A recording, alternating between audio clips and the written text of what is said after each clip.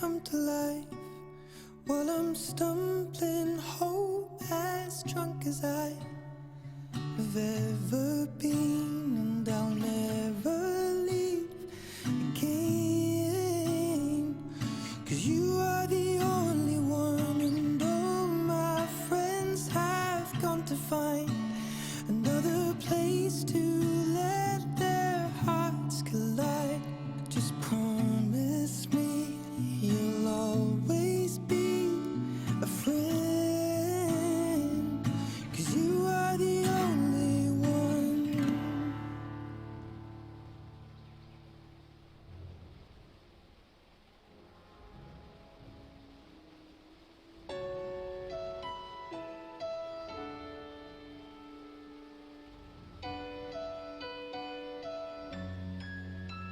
I met you when I was a teen, but then you were one as well, and I could play a guitar just like ringing a bell. Sometimes I wonder, in any other summer, could you have been my part-time lover to me, listening to Stevie Wonder under the covers where we used to lay, and restacks is what the speakers play. I'll be on tour almost every day. When I was home up in... Alright folks, so we're back into the game. These bans and picks are going to go through pretty quickly because they've already been decided. In the previous game we had to remake because the captain, I think, assuming based on what happened, the captain of 613, his computer crashed, so he wasn't able to pick. Hence my confusion when he ran entirely out of time. So yeah, like we were discussing before, it's Shadow Shaman, Death Prophet up against Viper and Doom. All four very strong heroes. I'm feeling the Viper Doom combo a little bit more, but obviously it really depends on the team. So there could be execution that makes anything work out. So this ban should not take quite so long the second time around. 613 obviously is going to try and ban out whatever it is that they feel is going to be a problem for them. One consideration is Faceless Void is really good, and there are people that are really good at playing Faceless Void, and Faceless Void would be a good combination with Death Prophet and Shadow Shaman. The problem is South American Rejects does have a Doom, so that's one consideration for them to keep in mind. However, at the same time, you can kind of pick against Doom in a way where you just get a bunch of heroes that are all really good with their spells, and just kind of be like, well, you have to Doom. You can only do one of them or two of them if you get a refresher. So what you're going to do then? They choose to ban the Faceless Void, so I guess they don't see the possibility of them being able to use him to his full potential. Speaking of just two Dooms, I wonder if you had an Aghanims and then someone with enough regen, if you could get like 5 Dooms going by just keeping everyone like standing next to the fountain with them doomed. Maybe I should try that in custom lobby, but that's a whole other thing. Just kind of curious how that would work. You'd have multiple Dooms running at the same time. Anyways, yeah, so yeah, both teams making some more intelligence picks and bans. A ban on Faceless for 613. Obviously, they feel they can't execute with the Faceless because of the Doom, or maybe they just don't like Faceless. And on South American Rejects, a ban on the Tide. Tide is a great team fight hero. He's also a great offlaner, so good ban by them, just because of his strength kind of throughout the game. He's a really popular hero nowadays, and for good reason. Ravage is very strong, so is Anchor Smash for doing damage while you're in lane, and if you manage to get it on the physical damage dealer on the other team, you're also pretty well set. So yeah, so a ban on Rubik by 613. This is kind of interesting. They could have picked up the Rubik for themselves, maybe, but I think they probably want a support with a little bit more burst in lane to combo with the Shadow Shaman and whatever carry it is that they pick. Rubik could have stolen Viper Strike for days because it's the only spell that Viper has, and Doom off of Doom, that kind of stuff. Earthshaker picked up by South American Rejects. We've seen Earthshaker a lot in this tournament. Basically, the fate of Earthshaker is determined by whether he gets his Blink Dagger early enough or not. With a Blink Dagger, he just runs around destroying people. Without a Blink Dagger, he tends to be a sad panda and spends a lot of time just kind of getting picked off and not achieving as much as he would like. So we'll see how Earthshaker's life goes in this game. But I don't know if you guys ever noticed. I mean, if you're not looking at a draft screen like this, you probably wouldn't notice, but he's actually kind of cute there. Well, cute and angry. He's got a little puffy, furry face with like a braid going down the middle of his head. very interesting character models. I guess that's one of the benefits of watching tournaments is you get to see these guys up close and you see things maybe you wouldn't have noticed, like the fact that like no one has any pupils. Everyone is missing pupils except for Earthshaker. Yeah, interesting little details like that. And Shadow Shaman's really freaking scary. Like a lot scarier than I would imagine him to be given his voice acting. Mirana picked up by 613. This could be a safe carry Mirana. This could be a roaming support Mirana. This could be an offlane Mirana. Lots of flexibility offered by that hero. One of the strengths of her. Another strength being obviously that you can use your ult to initiate. And Starfall does a lot of burst damage, so a pretty good hero overall. She's kind of fallen off a little bit in terms of favor. There was a time when Mirana was just like super popular a few months ago, but not quite as much now, but still quite popular. So not a crazy pick by any means. If we look here at the reserve time, you notice that 613's only got 36 seconds left, as compared to a minute 40 for SAR. Now, you might interpret this to be just SR being more decisive, but I remember reading an article about, it was either TI, I think it was the TI4 qualifiers. Someone looked at the amount of time teams took on picking and banning and how much reserve time they had left, and there were certain stages of the pick ban phase that they used more time on, and basically the end result was that the team that used more of the reserve time and more time overall tended to do better because I guess they took more time to think out their decisions a little bit. So South American Rejects picks up Templar Assassin, an interesting pick because you would have expected Viper to go mid. Now Templar Assassin can go into side lane, but it's likely going to be Viper in a side lane because TA is much weaker in a side lane. She's really dependent on those runes and that solo experience a lot more than Viper, who can just get a few points up in his skills and just spam the crap out of people with orbs. So it's likely going to be Viper up against maybe in an aggro try with the Earthshaker and trying to get a ton of kills going for them. I imagine it'll be Doom in the off lane, but I guess we'll see. I forgot to mention the ban on Wraith King. A nice ban from SAR. Wraith King, a very strong hero. Wraith King, a hero that would have fit pretty well into 613's lineup. Alchemist. So these heroes coming out in later stages, heroes that we really haven't seen too much. Alchemist is pretty legit. He can be played as a support into a semi carry, into a full carry, just with the amount of gold he gets from Grievel's Greed.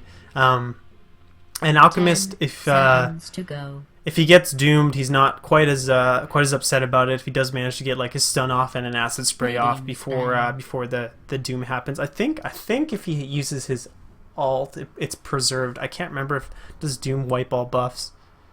Doom and removes positive buffs. So I guess that would be a buff. So it would remove it. So he doesn't get to keep that. That would make him really good against Doom. Seconds to go. A ban on Batrider here by South American Rejects. So they're anticipating that Mirana is going to be hanging out in lane as opposed to off lane, and a ban out on Ancient Apparition. A nice ban by 613 because Ancient Apparition would be a pretty big problem with the Viper, who can just attack at will with the Chilling Touch buff just because he has his orbs. Disruptor, a pretty good pickup. Just a really effective hero if you can get that kinetic field and the static, what's it called? Kinetic field and static disruption. Oh damn, static storm. If you can get that combination off, it's just so brutal. And then once you get Aghanims, it can't even use any items when they're in it, and it's like an AoE doom. So if this team gets farmed up, they're going to have a lot of CC, a lot of control over the other team. There is more stun on 613. And they pick up the Centaur Warrunner, and I'm going to turn off the overlay. Boom. Easy. Beautiful playing the Doom. Well, I guess we'll wait for the next stage to come before I announce everyone. Both these lineups are pretty good. I don't know about the Centaur Warrunner. I like him as an offlaner. He's a strong offlaner. But up against the Disruptor, his Stampede's a little bit less useful, because if Disruptor manages to get a glimpse off while you're running away, well, you get pulled right back in, and that haste isn't quite so useful. So they might be saving the Stampede, or trying to save the Stampede as an escape after someone's being glimpsed, which would be kind of the way to go about it if you wanted to avoid that happening to you. Alright, so it's going to be beautiful heading down here to the bottom lane. And then the four of these guys are going to go up top for now. It looks like they're probably just going to try and help place a ward. Da on the TA, Bardo on Earthshaker, Don Diego Maradona playing the Disruptor and HFN on the Viper. Meanwhile, we have apparently we have Skova on the Death Prophet. We've got Archduke Akka Robot playing on the Marana, Inkamet on the AA, and Free Orbit on the Centaur Warrunner. So all three of these guys are going mid. I guess they're just placing a ward. So it looks like it's going to be actually Alchemist mid, which I like, especially if they're expecting either a TA or a Viper. He's going to do decently well against both of them. That regen and the Acid Spray gives him a lot of control in lane, and Acid Spray is especially good against TA's shield. So this might be something that they're not quite expecting. Going to switch these announcers. I don't know why it changes back every single time. There you go. Less distracting.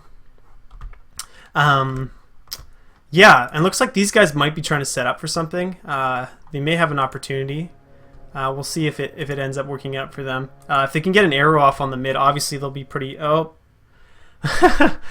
And beautiful disconnecting right at the start. He's been kind of having issues throughout the games. I guess he just doesn't have a reliable internet connection. So probably looking to get some sort of, I don't know, maybe plug in a LAN cable if he doesn't have one plugged in already, or reset his router or whatever. He tends to come back fairly quickly, so it sucks when you're suffering from lag issues. I know it always makes me rage a lot when that happens. That's an interesting question. I don't know the answer. But a quick pause. Doom's back in the game, so...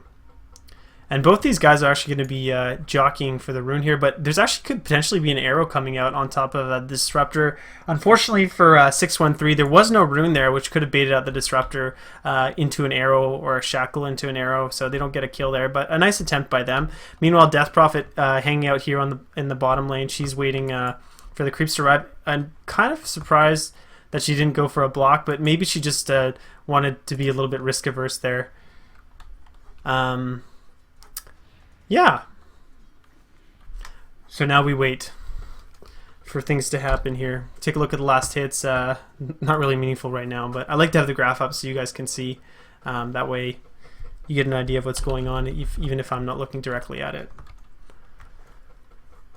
So yeah, so Centaur Warrunner up here top against the Viper and the Disruptor. These guys hanging out smoked here, so this could potentially be quite dangerous for Doom, but I don't know if they noticed. I wasn't paying attention to the bottom lane there when they smoked up. They might have smoked up in vision of the ward, which would not leave them with much of an advantage because he's aware of the ward being there. Struggling here against the Acid Spray, but he is leading on last hits and denies and making really good use of the damage bonus he gets from Refraction. Archduke Akka notices the Invis rune actually hasn't been picked up yet, and no one knows that he's got it, so you could potentially get a kill here on mid. I don't think does Alchemist does have a point in his cask, but he needs another few seconds. Okay, he has enough mana for the cask, but it looks like the Shadow Shaman's going to cut back, so that's not going to happen. Centaur Warrunner is having a pretty good time up here top. I think is there stacking happening? I'm not sure what all those pings are about. Sometimes he's telling him to stack.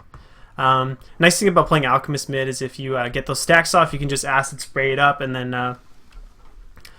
get a lot of kills there. Just drop off to the side lane, throw down your Acid Spray, and wipe out the camps quickly. And then if you do have a point in Grieful's Greed, you also get the bonus gold from that as well.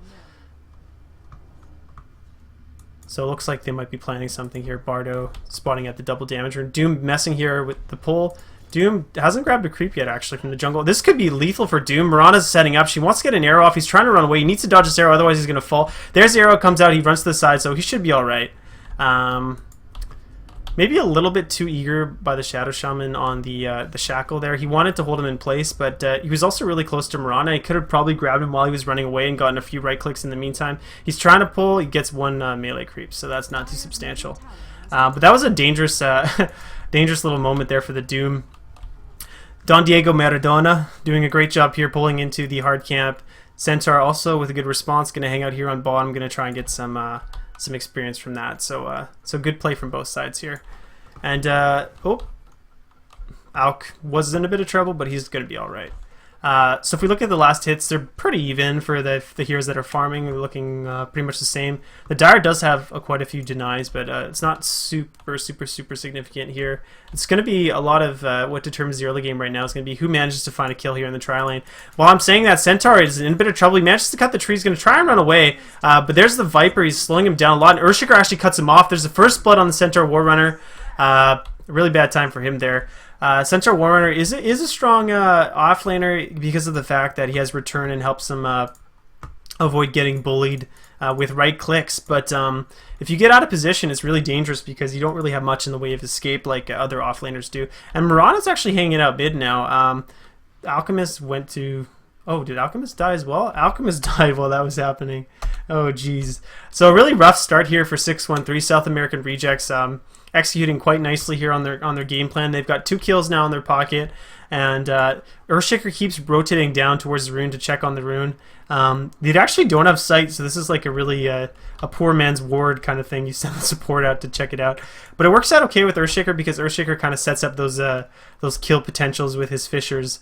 So he might have been heading there anyways. It's a decent decision by them. And meanwhile, they have some nice sight up in the lane here with the lane wards.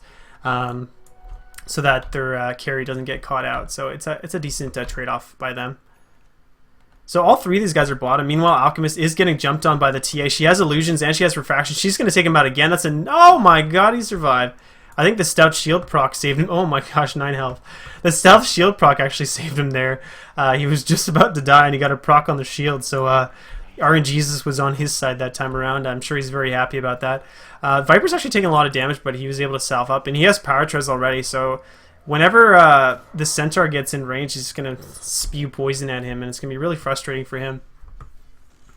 Looking at the last hits, Doom definitely doing a little bit better here in the offlane than the Centaur Warrunner is. He's got 9 last hits, which is pretty nice for a Doom in the offlane, and he has Tranquil Boots up as well, so it's going to be really hard to chase him down and catch him out. Centaur might be in a little bit of trouble here with the Earthshaker lurking nearby, but not really an opportunity showing for him just yet. And Disruptor's actually pulling, so Earthshaker's going to decide to drop back here. But TA's been having a really good time here mid. She's got 1 kill already on Alchemist. Was able to push him back as well, and so she's I imagine she's probably pretty happy about this. And she's got face boots up, so she's got a lot of chasing power there. Not sure why there's an observer ward on the ground, but maybe she got off the courier. Beautiful actually taking a lot of damage here. Skova kind of interested on going on. He's actually level 6 because his supports haven't been with him very much, so he's level 6. And if he gets an opportunity, he's going to be able to push the tower. Does have that point in Exorcism. He's also got a lot of gold. I'm not sure what he's planning on buying next. So this Death Prof is going to be pretty integral to 613 regaining a little bit of a foothold here in the game because she's going to allow them to push towers and have a very strong team fight presence. If she's not able to do that, if she's not able to get into position and help them out, it's going to be quite difficult for 613 to easily reassert their position here in this game. So we'll see what happens. Centaur Warner getting glimpsed back.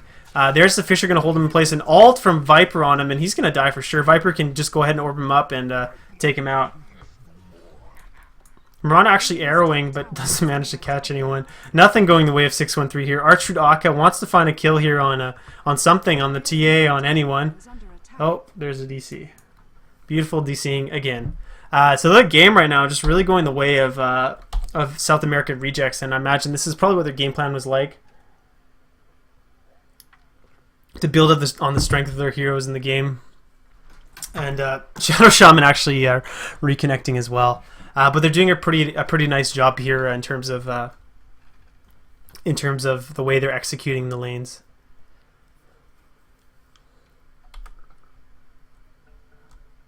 I'm not sure why one of the other casters is saying GG well played, but I don't know. Maybe he thinks the game's over already. Not enough mana on the Death Prophet here. She's not going to be able to ult.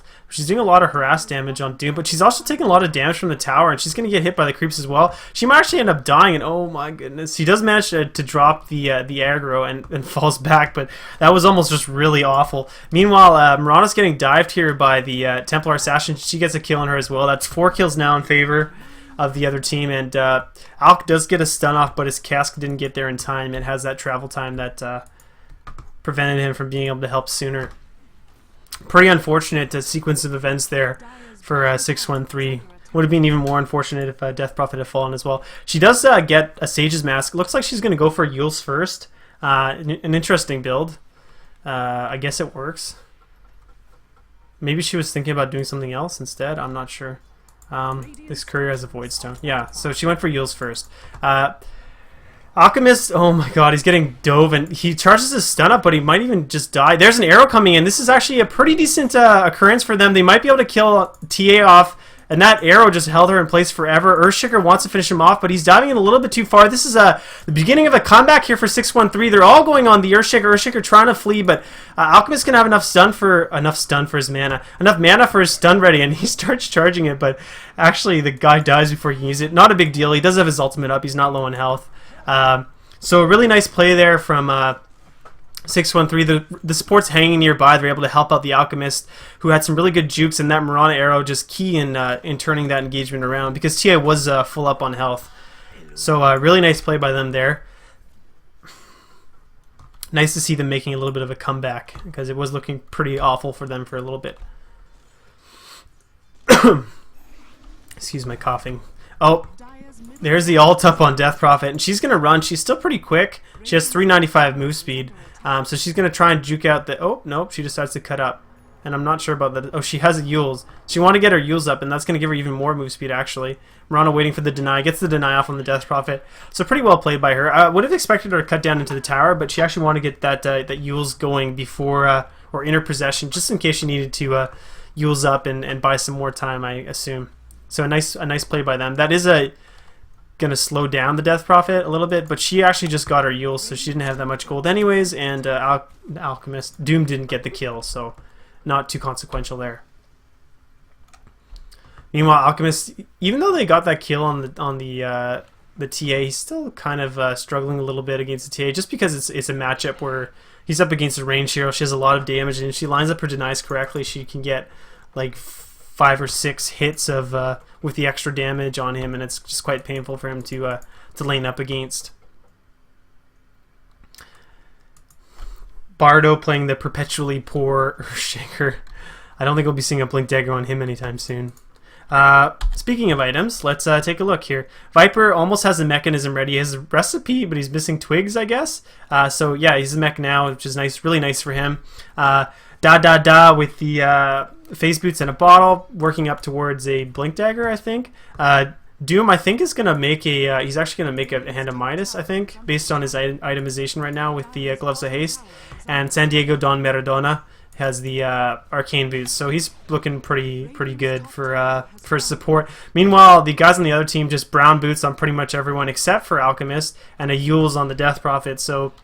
a little bit less flush there on the cash. Oh, Death Prophet does manage to finish off the Doom, but she dies in return and doesn't take out the tower either, so not the best trade for her. Probably not what she was looking for either. I guess Mirana must have arrowed or something, based on the fact that it's on cooldown and she was lurking nearby. So good defensive TPs from the Viper and the Disruptor, making Death Prophet pay with a death in exchange for that kill, so not going to get off scot-free there. There's actually 3 people mid here for SAR. This could be a little bit dangerous for 613. I don't think they're aware of the fact that there's so many people mid. They do have a ward here providing sight on the rune and a little bit of sight on mid. So this will help them out in terms of the decision making in the middle lane in case they're not aware of the fact that there were so many heroes there. They'll probably peek them out before they move in too closely. Disruptor doing some more drawing on the map. I'm always curious about these drawings. It just looks kind of like random lines to me. I mean, he's showing the vision on the ward, maybe? So, or I don't even know if he knows there's a ward, so maybe not. He doesn't know there's a ward, otherwise it'd probably be gone. So, yeah, I don't know. I don't have all the explanations. Death Prophet going for the phase boots next. She does have them up. That's going to make her really speedy in combination with the Yules. And these guys are rotating up. They have smoked up. I think they may have smoked in range of this ward. Otherwise, it was a smoke here, so in that case, it wouldn't be in range. And this is going to be a big fight here mid. They're coming in from behind. They have the smoke up. I don't think they're aware that this is happening. Centaur gets caught up inside the kinetic field. He's also ulted, so he can't use his Stampede to run away. That's 1 down. Meanwhile, Alchemist going off on the Earthshaker. 1 down in return here. Alchemist is going to die as well, though. He's taking a lot of damage from the TA. He's still regenning, so he's still alive, but Alchemist falls. There's the kill on the Mirana. that's 3 for 1 right now, and that was just on the impoverished Earthshaker, so not really a big deal for SAR to be losing him. Meanwhile, they're going to take mid tower. Death Prophet trying to trade for bottom, but Viper's TPing bot, and he's able to push off both of them just by himself. So that's pretty much a free tower there mid. Well, free tower after they got all those kills and pushed him back. Really well played by SAR in that case. Death Prophet wants him. Oh my God, Death Prophet. Oh no. She gets caught in the kinetic field, but they don't have any detection here to prevent the Mirana ult from letting her escape, and they have to back up. That could have gone really badly. Mirana ult helped out Death Prophet a lot there. But meanwhile, Viper here is continuing to farm. He's probably going to push out this bottom tower if no one comes to contest. And 613 struggling coming into the mid game because of all the losses they've been. I don't know, what should I say there? All of the kills that have been inflicted upon them, let's say, making it really difficult for them here to find their footing in the mid game. They still have a ton of potential. They have a ton of lockdown, but they need to find heroes and pick them off. And SAR is doing a really good job of staying out of range, staying out of sight, and not leaving many good opportunities for them to pick off their heroes. Even Viper, who's been pushing bottom, I mean, he chooses not to push the tower and goes into the jungle instead. They don't have sight on him there. So he's able to do that rather safely, and he's working on getting up in Aghanims. This is going to be a huge pain for the enemy team, and early Eggs on Viper just does a ton of damage and just slows down whoever it is on, and he's able to probably pop it out 2 or 3 times in a fight. So, yeah, these guys need to find a kill on the Viper or something. He's by himself, so Alchemist has a chance to charge up a cask and maybe have Mirana fall up. They're trying out. The cask is going to come in here. He's got the acid spray down. He gets the cask, but the creep might end up blocking here, and the creep actually blocks the arrow, and it's not going to let him get the kill. So really unfortunate there for him. Meanwhile, Viper counter. Viper has no fear here. He's just going a lot of a lot of attack here, just going straight into the other guys. Doom does throw a Doom off, and what does he doom? Did he doom a creep? Oh no, he doomed on Shadow Shaman. He's going to hang out behind the tower. Nice ult there from the Disruptor, going to hold the Alchemist in place, and Alchemist is going to fall. Meanwhile, Viper gets a kill on the Mirana. This is just going so badly for 613. Doom finds Shadow Shaman behind the tower, but he's not going to be able to prevent him from getting the kill. So this is going to be another tower here for SAR, and it's looking more and more awful for 613 here in terms of their potential to be able to fight off South American rejects. Just doing a really good job of keeping the momentum going. Meanwhile, TA is actually doing Roshan, and they may be aware of that, but she has a ward up, so it's going to be difficult for them to stop her. Making good use of the meld to get the negative armor up on the Rosh, and doing a lot of damage there with that DD rune. This is a really nice pickup for her. She's going to want to sell an item here, so she has space for the Aegis. What are you selling, TA? Sells her wand, so Aegis obviously much better than wand. Death Prophet moving up into mid. She's trying to push out the lane a bit, but meanwhile Mirana's actually getting attacked by... Oh, okay. No glimpse, though. Would have liked to have seen a glimpse there on the Mirana. I think she got out of sight, so he wasn't able to use it. Mirana uses an ult here, and they group up. They might be able to do something, but there is an Aegis on the TA, and TA is already so powerful, so it's going to be really difficult for them to make something happen. And she's just making use of the refraction there to tank the charges, and then swaps the aggro over to the creeps once she loses those charges. So nice play by her. Death Prophet doing what she kind of needs to do. She's pushing up mid. She needs to get some tower gold for her team, but in the meantime, they're losing their tier 2 here, and they're actually diving up onto... Oh, Alchemist loses half of his health. And he's not going to be able to throw his cask off either. It takes a ton of damage from the cask going off. Centaur misses his stun. Death Prophet is pushing mid, but meanwhile, they're just wrecking their team here. There's a glimpse back, going to pull Mirana in. There's a kill on Centaur. This is just going really, really badly for them. Meanwhile, Doom running up on top of Death Prophet. Death Prophet might be able to make something happen. He does Doom her. He has the stun up. He's getting some regen here from his Scorched Earth. It's going to be really close. Does have a wand, though, and he's going to be able to finish her off. So, oh my goodness. Just no luck at all here for 613. A glimpse pulls Archdruid Akka back into space. He gets killed almost immediately by the TA. And that's a full team wipe. Meanwhile, they're pushing their base at 16 minutes. Viper doesn't have a mech available, but it'll be up again in another 30 seconds. Another refraction coming out here from the TA. She's going to be able to take the tower for a little bit longer. And they might actually be losing this tier 3 tower pretty quickly into the game, 17 minutes in. Viper does get stunned, and he does have his eggs up, so he's pretty tanky even though he got hit with an arrow. And there wasn't much they could do in terms of follow-up. Centaur does have his blink. He used it last time when we saw him unfortunately miss his stun there. Oh man, they managed to push them away from the tower, but they sacrificed Shadow Shaman's ult, and there's actually a lot of... Well, they lost their tower. There's not that much damage on the racks. Meanwhile, Death Prophet was pushing mid. She got the tier 1 tower down. She almost took out the tier 2 tower, but that's likely to get denied, so they're going to lose the gold they would have gotten otherwise. I don't know. I'm not sure if it was worth it for Death Prophet to go up and push mid. It's kind of what she needed to do, but it's sort of like a catch-22. You go up there, you push out a tower, and you do what you're supposed to do, but at the same time, they're pushing your bottom tower, and you need to stop the momentum, but maybe if she'd gone in, she would have died anyways, so it's just really difficult to say what would have happened. But now this bottom lane is vulnerable, and if they get another chance, they're going to be able to run in there and do a lot of damage. Beautiful doing a beautiful job here with his Tranquil Boots, throws them on the ground, but they're actually going to get denied, and I'm sure Death Prophet's pretty happy about that, especially given the fact that he killed her earlier. Will she use her ultimate? Maybe not, but oh, she almost gets a kill on the courier too, which would be a lot of pretty decent gold advantage there. She should be able to get away, but she might need a deny. She's taking a lot of damage from this Doom here. A little bit of hesitation there. I think she was waiting for the courier to catch up to her. Oh, she hides in the trees. Uses the wand. Is the arrow going to hit? Whoa. What the... Oh, I guess she was expecting a dive from the TA into the trees. TA making a good decision, chooses not to die, but she's actually going to chase on the Mirana. Mirana does ult. Will she be able to get the last... Oh, she doesn't get the last little poke off there onto the Mirana, so Mirana's still alive. Next time they lose a few heroes here, they're going to be in a lot of trouble. There's an arrow coming out, but it comes out late. They do get a stun on the Earthshaker, so Earthshaker doing a lot of damage. Earthshaker's probably... I mean, Centaur doing a lot of damage to him, and Earthshaker falls. So a pretty decent pickup for them, but they're just killing Earthshaker over and over, which is... He doesn't have his Blink Dagger yet? No, but I mean, he's only 1 hero out of 5 on the other team, and he's probably one of the least significant for them to be killing. So they want to try and find an opportunity here. I think TA does have... Yeah, she still has Aegis, so she should be able to push with it, and they're probably going to want to push before the Aegis expires. Earthshaker is down, but they can push us forward. Maybe they're going to smoke. See, there's a ping coming out, but nothing happening. Interesting that there's actually no detection other than the static sentries on the other team. We haven't seen any dust yet. They're choosing just to fight in a single area, so since they have the pushing advantage and the tempo advantage, they can afford just to get sentries and throw them down, and that kind of prevents Mirana's ult from being super useful. We saw multiple pickoffs there in the bottom lane with just the few sentries they had up. There's an arrow coming out. It's going to hit TA, but they're not going to be able to build off of that.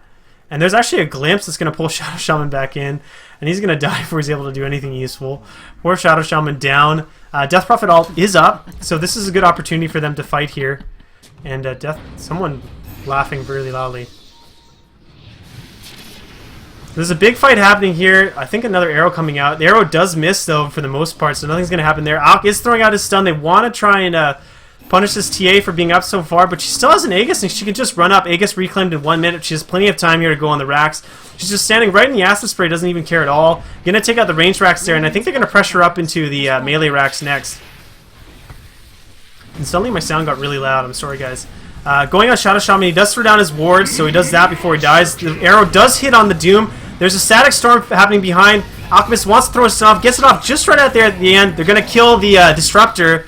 Doom manages to get a stun off and hold everyone in place, and they're taking a ton of damage. Alchemist falls. TA making good use of her Aegis there, just reses back out of her death, and that's going to be the melee racks down at 21 minutes for SAR. Quick kill for them. I need to change the audio quickly here. This is way too loud. Radiant structures I don't know why fortified. something got much louder. Radiant's bottom barracks are So that was just really really well played by SAR, using their advantages that they've been building up over the game, just moving up into there and taking the high ground without losing too much. They do lose the Disruptor, but he got his static field off and held Death Prophet in place there, and she did Yules, but it prevented her from being as useful as she could have been during the fight. A lot of damage coming out. Earthshaker managed to get his slam off as well, so really well played by SAR and 613. They're now down to racks, and they're almost 20,000 gold behind, so this is going to get more and more difficult for them. And they don't necessarily have a better late game. I mean, I think, in fact, SAR probably has a better late game. They have the Viper, they have the TA, they have the Doom. Heroes who benefit a lot from the extra farm that they'll be getting as the game progresses. So it's going to be really difficult for 613 here. But always happy to see a comeback. So if that time does come, I'll be happy to witness it. Meanwhile, just trying to push out the lanes a little bit here. They want to leave these towers as fresh as they can for the next team fight when it comes around. But Roche is going to be back up pretty soon since that Aegis was pretty close to being reclaimed. And it's probably going to be SAR that manages to take Roche on again. So Roche isn't going to be much of a help to them. Oh man, Alk gets spotted out. There's the Viper ult on him. He does use Blade Mail, but it's probably not going to save him. They decide to back up. So they bait out the Centaur ult. Alchemist does survive, but maybe not worth it. Death Prophet might actually find a kill here on the... Oh no, she doesn't see the courier. Unfortunately for her. But meanwhile, they're going to take this top tower. Centaur ult is down, and Mirana ult's down as well. So they have a little bit less of an opportunity there in terms of what they're going to be able to do. And that the TP taking forever, but not going to be able to find anyone. No blink on the Doom, surprisingly. Went for Sanjiasha instead. I guess it works given the current state of the game, but if he had a blink, he could have blinked forward and doomed the Mirana, but it's not really too important. Given how tanky he is, he can kind of just run in there. He's kind of going for a race car build that we used to see on Nakes, with Sanjiasa, with drums, with the move speed from his Scorched Earth. He's going to be running around pretty quickly. Death Prophet using up on the Viper, but oh man. Centaur's just not having a good day here. Misses another stun on the Viper, and as a result, Viper does manage to get away. Alk's going to want to throw off his stun, but he gets a glimpse back, and TA's actually all up on the front line there, but she decides to back up. Pretty kind of running around scattered here. They're going to push another tower, and it's up to 613 here to make this not work out. There's a nice arrow coming out on the TA. Alchemist does get doomed, though, and he's going to fall by almost by his own hand there with his stun. He does buy back. He's coming back in. Static Field holding him off pretty nicely. Disruptor doing a really good job with that. Centaur stomps and does manage to hit on DotA. DotA looks like she's going to fall unless she's able to get her... Oh, she does meld just in time, so manages to survive. But meanwhile, Viper doing work here in the base. 613 doing a really good job here defending. I love Shadow Shaman. So a pretty good hold by them, and they might actually get another kill on the Disruptor, but Disruptor actually has a blink. So that's not going to happen. So a couple buybacks there. Alchemist bought back. I think it's just one buyback. But a nice hold from 613. This time they were ready. That arrow on TA made a really big difference. She took a ton of damage and had to back up and use that meld to just barely survive. So she wasn't able to go in there and wreak havoc like she was doing earlier. A harassment cask here going off on the Doom. But he's got so much health and so much regen, he's actually not even that scared, despite the fact that Centaur is hanging out there. And Roshan's back up. I wonder if TA is going to spot this out with her traps. We'll see, I guess, in the near future whether that happens or not. So TA with the Manta style with the blink, she's pretty well set for fighting here in the mid game. Midas and a blink up on Doom, so he's going to have a lot of reach, especially with the movement speed. A blink up on the Disruptor, he's working towards an Aghanim Scepter. Meanwhile, Earthshaker's still no blink on Earthshaker, but it's not a big deal. And Viper, he's got a Dagon? Oh man, I wonder if this is a troll build. They are winning by a lot, but I'm not sure about the Dagon on Viper, I guess he's got the opportunity there to just kind of snipe someone out and take them out of the picture quickly. So an interesting item choice from him. Looks like Drums will be coming up on Mirana. She's still working on that. Shadow Shaman, I imagine, is going to be quite poor. Doesn't even have any sort of boots, and he probably wants to get a Blink Dagger next. Sanj, Maelstrom, and Blade Mail up on the Alchemist, but he needs more health and more tankability or something. He's falling really quickly. They're targeting him down in those fights.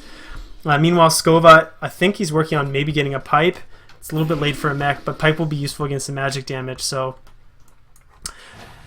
SA are a lot more wealthy than their opponents, and they're going to take this Roshan pretty easily. There's no sight up on the Roche pit. They do a ton of damage, so Roshan going to fall in just a moment, and this is going to be another push coming out of SAR.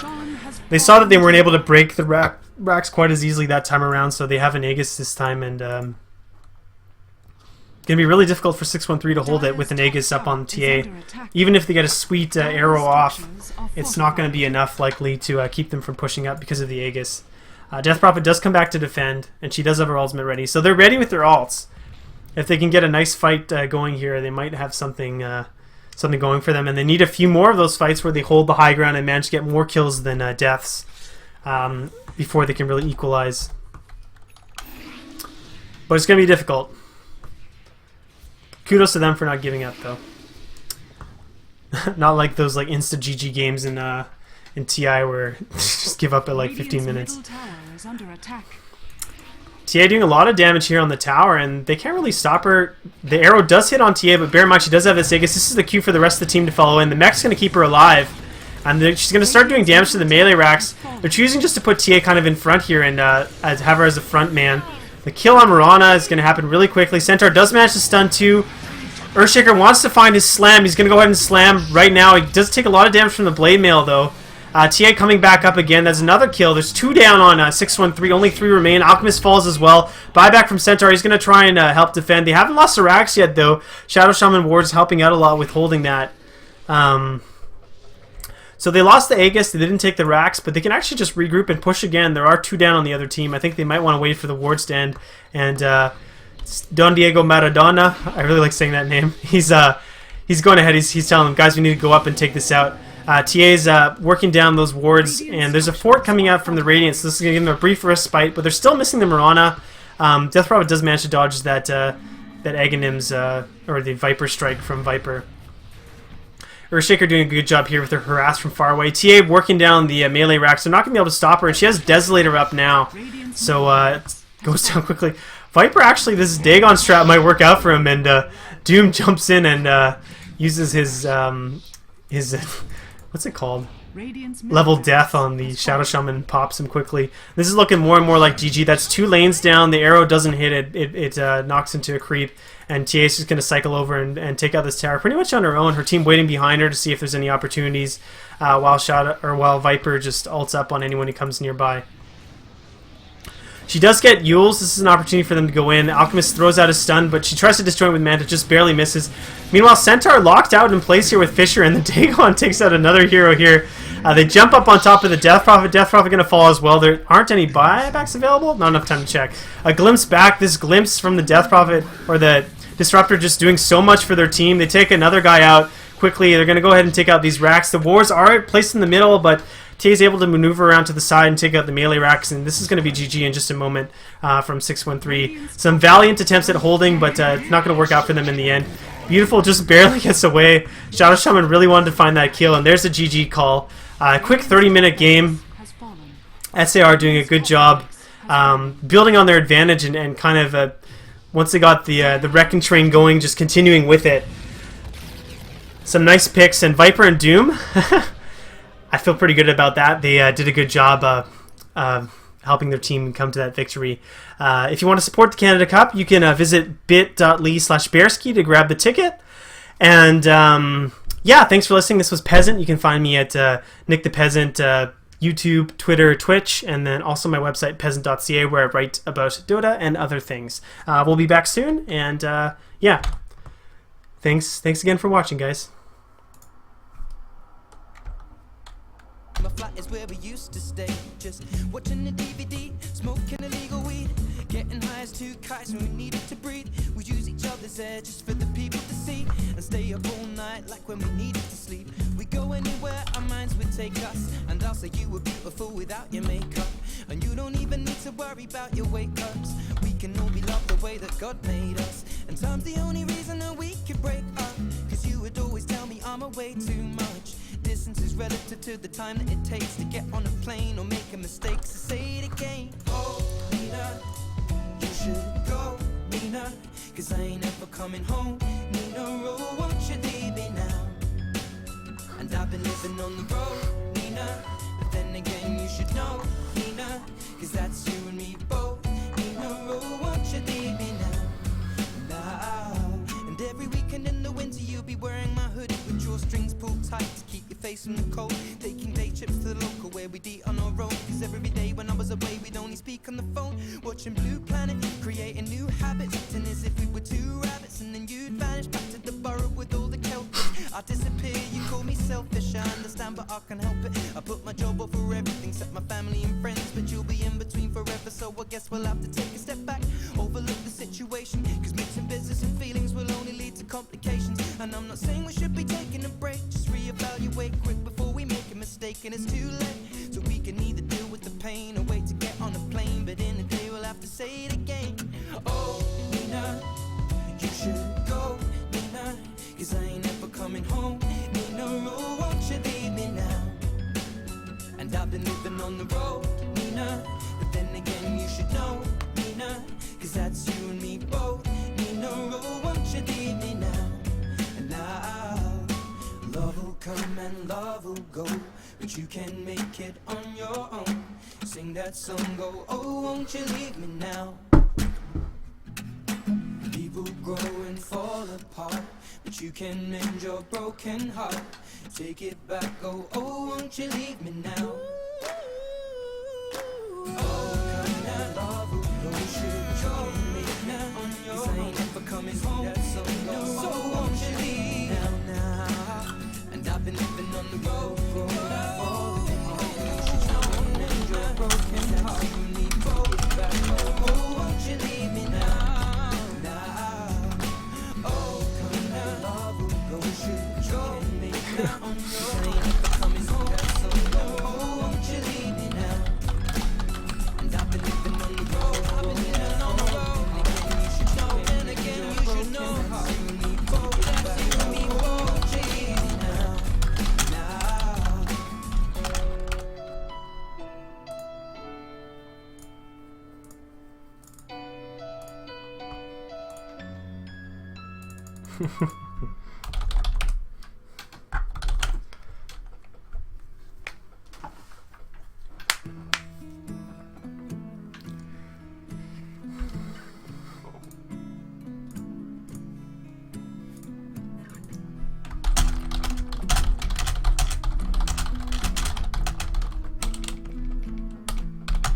Loving can hurt.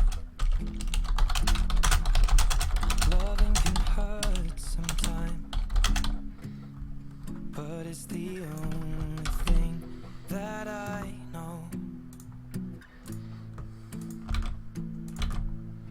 When it gets hard, you know it can get hard sometimes. It is the only thing that makes us feel alive. We keep this love in a photograph. We make these memories for ourselves, where our eyes are never closing, hearts are never broken, and time's forever frozen still. So you can keep me inside the pocket of your ripped jeans, holding me closer till our eyes meet. You won't ever be alone. Wait for me to come home. Loving can heal.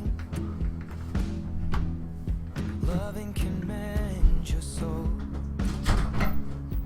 And it's the only thing that I know. I swear it will get easier. Remember that with every piece of you.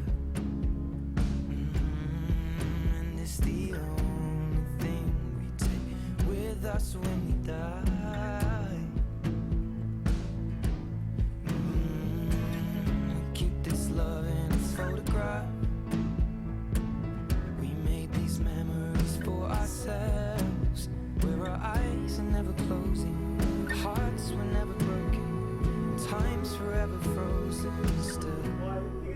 So you can keep me inside the pocket of your ripped jeans, holding me closer till our eyes meet. You won't ever be alone. And if you hurt me, that's okay, baby. Only words bleed inside these pages. You just hold me. I won't ever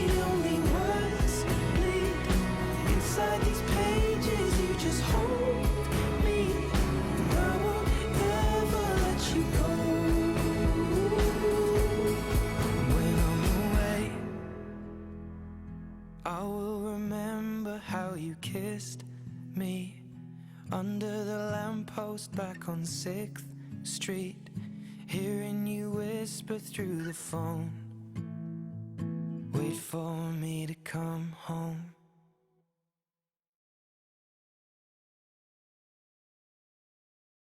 I can taste salt water, and if I blink again, you'll be sinking in. So I'll learn to swim in the oceans you made. I'll hold you, and you'll think of him.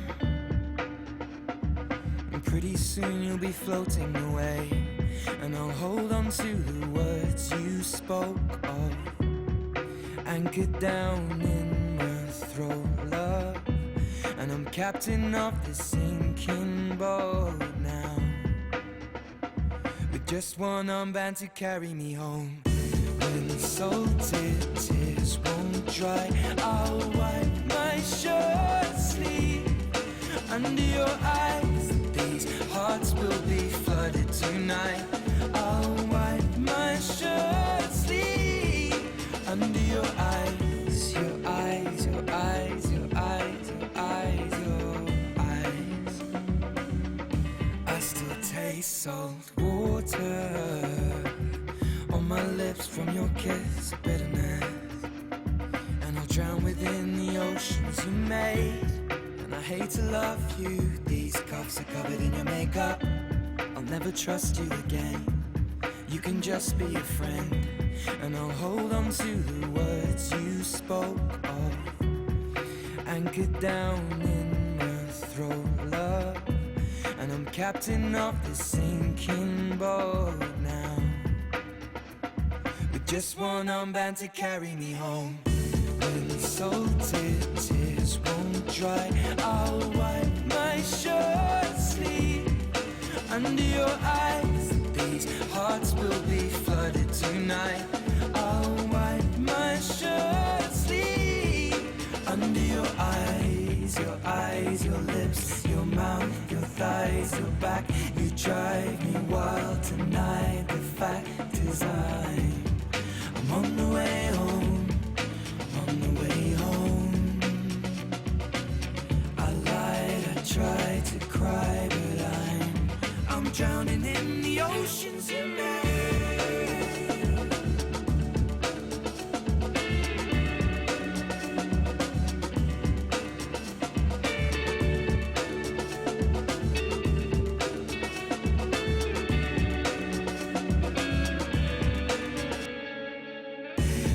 Salted tears won't dry, I'll wipe my shirt sleeve under your eyes. These hearts will be flooded tonight. I'll wipe my shirt sleeve under your eyes, your eyes, your eyes, your eyes, your eyes, your eyes.